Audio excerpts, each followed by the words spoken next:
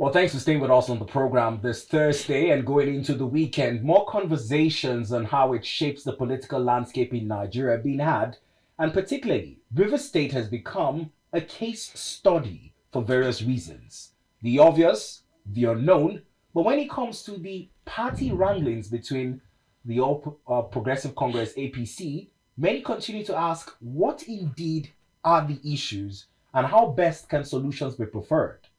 Remember, some solutions have been called political solutions.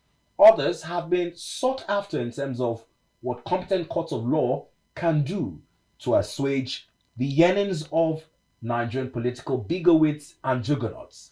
And this morning we have a juggernaut in the studio. We have the chairman of the All Progressive Congress, River States, in the studio, and I'm being joined by Chief Honorable Tony Okocha. Good morning to you, sir. Thank you so much for having me. Well, it's a pleasure to have you. I must assume that it's not quite an easy time going by what's been happening in the APC, particularly in River State. And if to say I was to ask, where do we start? It would be like going down history lane to begin with some of the issues that have plagued the party, even ahead of the local government council elections and whatnot.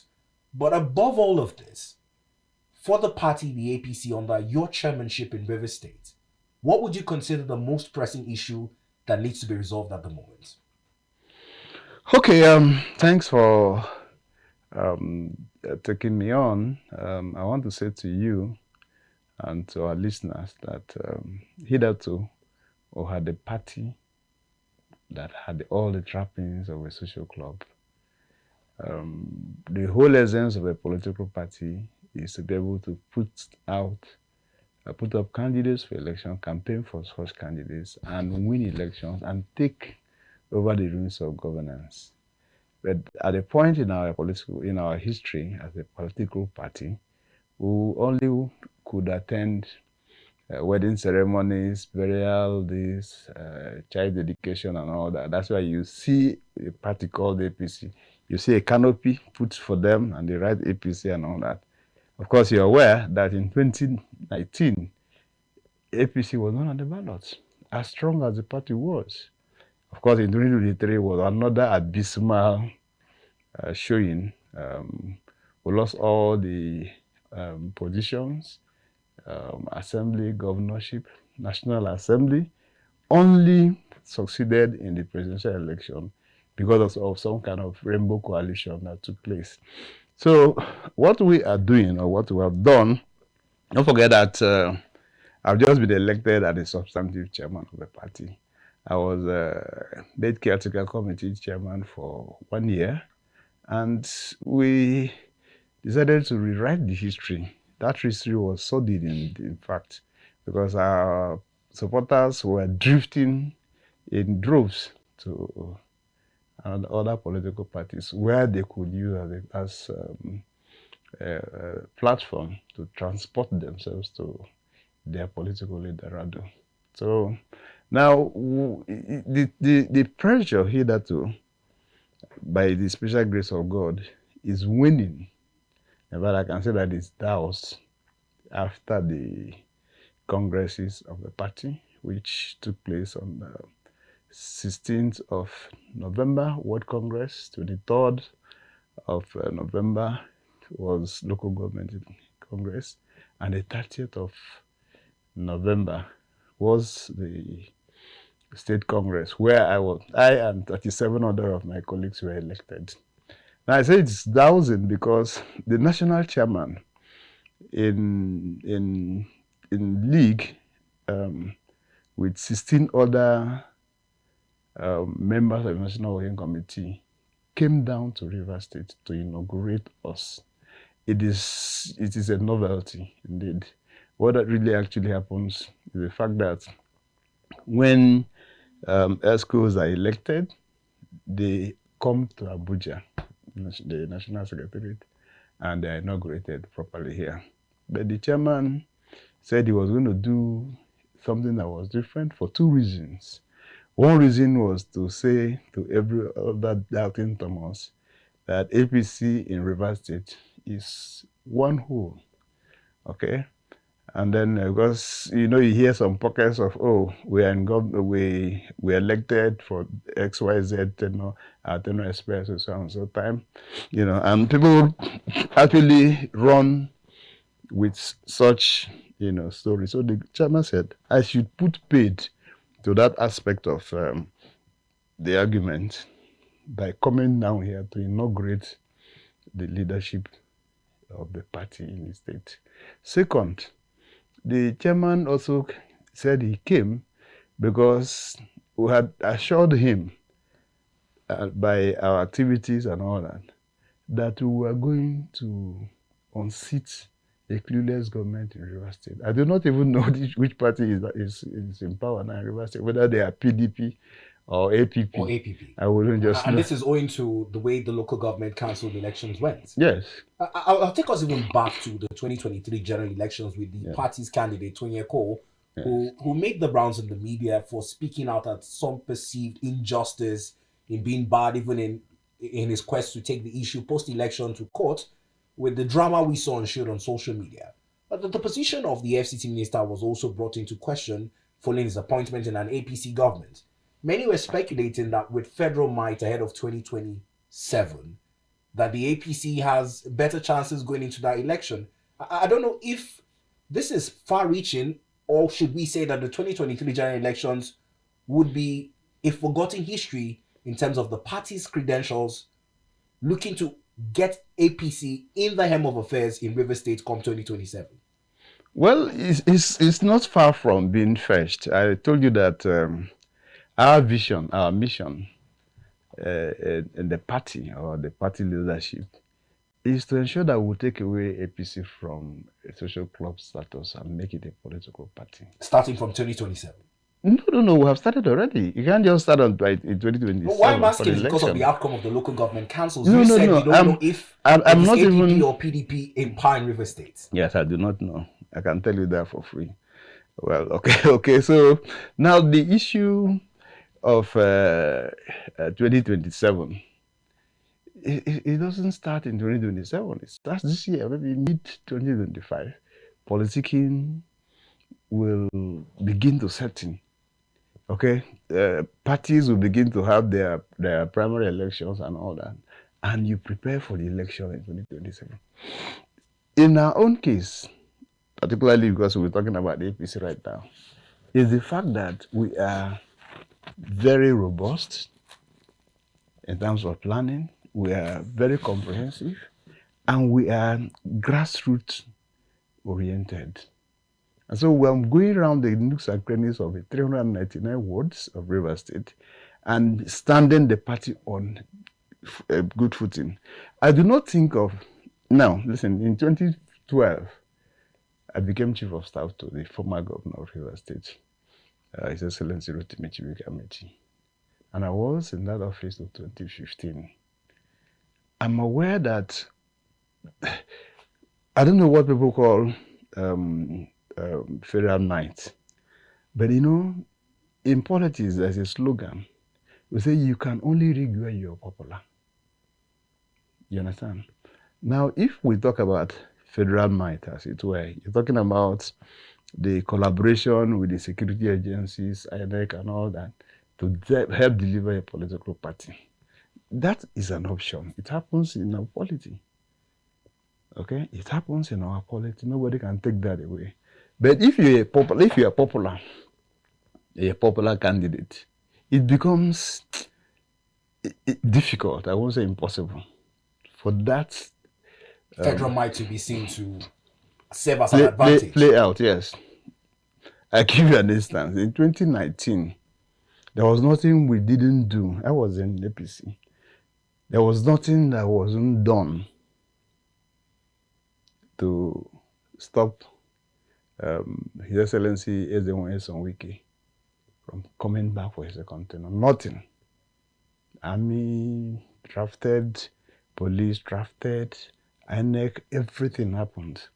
But because the guy had set out for himself, some positions that have put him in the place where Rivers people were saying, no. He's the popular choice. Yes, a popular choice. So all of those didn't work. You understand? So in 2027, yes, we have advantage that APC is at the helm of affairs at the national, but will that translate really to action? No. What will translate to action is the fact that we should be able to convince our electorate, be able to convince Rivers people that we are well and able to deliver given the opportunity. Again, against the backdrop of a clueless government in Rivers State as we speak. Now, Chief, you've referred to the government as being clueless again, and I'll bring it back to His Excellency's role, the FCT minister, in the outcome of the presidential election. Even the president, as of a few months ago, reiterated his gratitude to him and commended him on his exploits in the FCT as it were today. Very well. I don't know if you have prior knowledge on his position as it concerns the APC going into the next election circles in Rivers State. Do you think he would still be playing the card as he is at the federal, or at the grassroots he's going to stick with his guns in the PDP? Okay, I just wish we have enough time to discuss, but let me bring us to the fact that I was at the epicenter of the Tinubu's family in Rivers State at some point. It became circumstantial. I say circumstantial because the former governor, Rotimi Chibigamechi, who was an aspirant to that office, contested the election with Bola Ahmed Tinubu for primaries, and the primaries, and for the candidacy of the party for presidential election. So he lost, and it was a bit of a sore loser because even when the candidate, Tinubu then, as he was, visited with him, they said, look, whatever it is, let us bury the hatchet. We all are members of a political party. Believing and thinking that you can be president, I think too that there are other things, there are things you hold, to your heart, that if we now put all together, we'll be able to make good governance. In the interest of the party. Yes, in the interest of the party and the nation. And in spite of that olive branch, he didn't budge, he didn't accept, and pushed on this matter to a particular point when it became, because he had the structure of the party in the state then, and then it became impossible for anybody to use APC to campaign for Tinubu in Rivers State. And so what did we do? We took out the renewed hope mantra of Mr. President, and at least nobody could say it is our own structure or the nomenclature was his. Okay, so that's how we were able to campaign. It was an anathema for anybody to think of using PDP to campaign for Tinubu. At that point, Tinubu was dressed in Pampas. At some point they say, oh, the man is just close to the departure lounge. How you were supporting him? And they threatened to expel us from the party. All right. So I was in charge by the special grace of God of the Tinubu's family, as little as we were. Okay. In Rivers State. In Rivers State, yes, as little as it were, because we were like, we pulled out of the party APC because it wasn't helping issues. Now, because of the olive branch that was extended to the former governor, which we turned down. Do you understand? So we started campaigning, and I can also tell you one problem we had. The system at some point didn't believe us. When I say the system, I'm talking about the high and mighty there. I was a member of the PCC and also the chairman of protocol and logistics of the ICC. Yeah. They didn't quite believe that something good can come from Bethlehem. And so it was difficult. We couldn't access funds for the campaign of Mr. President in Rivers State. But howbeit, one way or the other, we were able to have funds. And in fact, they tried everything humanly possible to even stop Mr. President from coming to Rivers State for the campaigns. But as it were, God helped us. Again, the president came down himself and saw the mammoth crowd that greeted his presence. Now, beyond that was the fact that in River State, on a very good day, and I tell you this, since 1999, it has been PDP back and forth. River State is betrothed to PDP on two major offices, governorship and presidential elections. But we broke a jinx. And this jinx was because there was a rainbow coalition. The minister now, who then was governor, his agitations in collaboration with his four other members, four other governors, were known to Nigerians. That was then the G5. Yeah, G5 were known. So look, we agreed that if the presidency is coming this way, the chairmanship should come to the south. Correct this anomaly, you know. So if you don't, we will also not support the party. It was not hidden. So when people talk about acting party, it's laughable, you know. So by the special grace of God, we were able to woo the minister, the governor. Our man was also doing his own bid, and he came to support us. And that's how we broke a long and age-long jinx of defeat, you know, for the APC. That's how we now coming to APC, serving under an APC government. Two reasons I can also adduce. One is that the governor then, as he was, okay, maybe I will be using this interchangeably. I understand why. Yes. Now, he, as then governor, he had projects that were commissioned. In fact, the vice president came to River State and subrequated him, Mr. Project. Mr. Project. Came again and monikered him, Mr. Quality Project. What does that show? Okay, the other point was that in the assessment of performance, you know, in an event that Mr. President himself, then Buhari, was present, and who, of course, was the special guest of honor, Wike, as governor of River State, was also given an award as Infrastructure Governor of the Year, in spite of the fact that he's from the opposition political party. You know, there are things that you see, there are things that you sense, and all of those. So the trappings were there. And so it wasn't impossible for anybody to do it. It was not a favor. It was by, what's it called now? He qualified for it. Now, beyond that too, immediately after the election, the president was invited to River State to also commission projects of Wike. Wike is PDP. And the president came here and saw what the governor had done and was happy with him. And if you are somebody like you are Tinubu, the much we have read about him, is that he gives preeminence, he gives prominence to anybody who can deliver. And the deliverability of Wike is a thing that anybody, hate him or like him, it won't take away the fact that the man is a great achiever.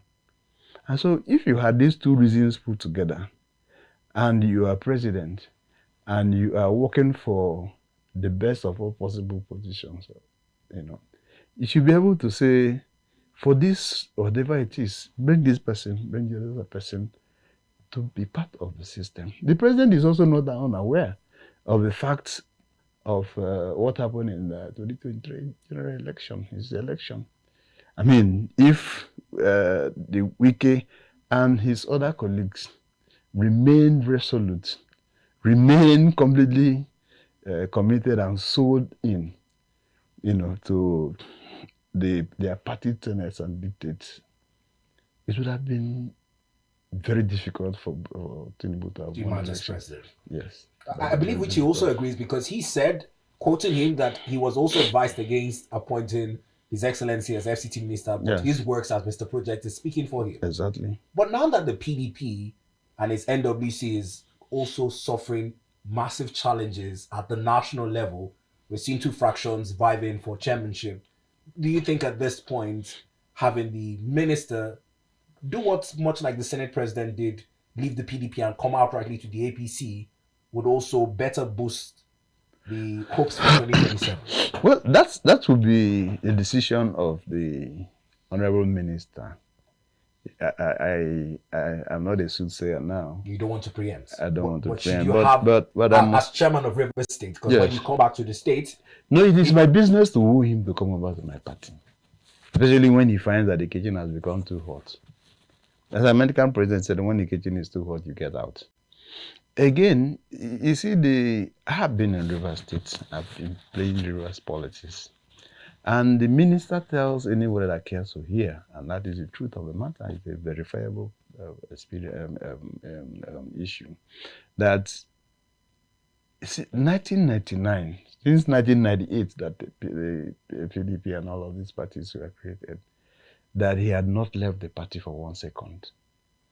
I'm aware that in 1999, his efforts got paid when he was elected the chairman of a local government in River State, of the local government council. I was his executive assistant. Okay? And from then till today, whereas you see the likes of Atiku, they will defect and come back, defect and come back, this person will do this. He had remained committed to the party. And at the point, it was the rallying point of the party in terms of funding and several other things. Do you understand? Now, for anybody to come and say, because maybe you find that the place is getting a bit, robust and all that, to see how you can shortchange a man who has been on the throne. It's even not acceptable to nature.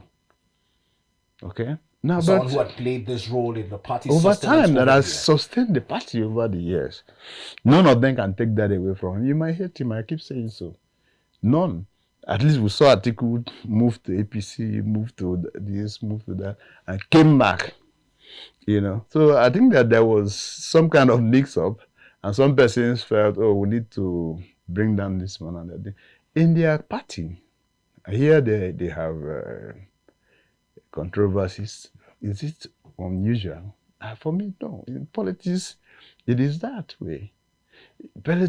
Power is taken, not given. Even in a military setting, if there's a coup, you take power. You don't give. Power is taken. Now, very, very quickly, I hear we have just 2 minutes to wrap it up. Wow. I'd like to get your take on the issues in the River State House of Assembly before we go, in terms of party interests. Whilst you've called the government confused in some sort in terms of a coalition which we're seeing between the PDP and APC and APP, although it's not out there, what do you make about this? No, situation? They can also have their coalition. It doesn't matter. It doesn't matter just because now in River States, the 7 assembly members, about all of them were elected under the platform of PDP, including the governor. Of course, you know that House of Assembly and the governorship elections were on the same day. And then they are all members of PDP from one family. When we say members of PDP, it's not like this person. No, all of them are from one family under Nelson Wike. And he did everything possible for them to pull through. Now, assembly members, 3 months later, the governor had these fisticuffs and all that, and I was at the center of the wooing. I went to woo them. I said, now that you people are not comfortable with the party, can't you change party? I went and wooed them. It didn't work. It didn't work. They refused to come over. Okay? And I said, okay, let me set up a team in the respective LGAs and wards to give me information if any one of them registered. You know that for you to come and for you to be a staff here, it is not by verbal announcement. It has to be documented. Yes. So there was no such thing. Not even any of them made the mistake of registering into APC. So they are members of APC. And I've told the world That I was the one who was wooing them. It was in my time, not that it was in anybody else's time. That I tried, I did my best, they didn't come. And in their congresses which came before us, they were physically participating in the congress, and nobody said, no, you are no longer a party member. There was no letter written to anybody, not even to us, saying that, look, there are processes of defection. I mean, Nigerians are not fools. Well, Chief Honorable Tony Okocha, thank you for setting the basis into a conversation. I'm hoping we can revisit, if time permits us, going into the future. Very well, I will hear. Thank you. Like he said, giving us first-hand knowledge, he said he began the wooing process, and the said defection in the River State House of Assembly cannot be said to be factual. If there are no documents backing it, it can be verbal.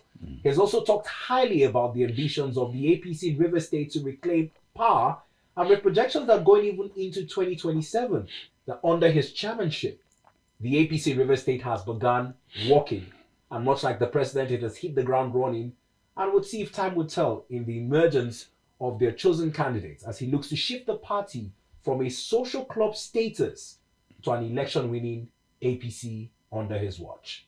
Well, this is as much as time will permit. My name is Beto O'Brien, thanking you for choosing to start your day on ADBN Television. Have a nice day.